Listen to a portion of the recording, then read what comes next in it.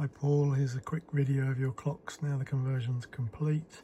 I just power them on, I do the sweep, and then if I select gears, first, second, third, fourth, fifth, sixth, and if there's a run stop switch is enabled, you get a warning which you can select the different patterns.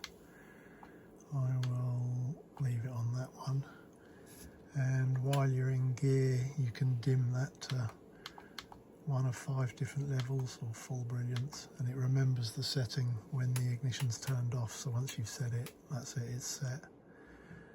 If I just give it some speed and RPM,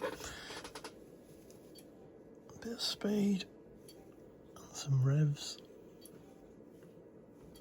and obviously the buttons are working as they should be. Yep, so all is good. I hope you like them.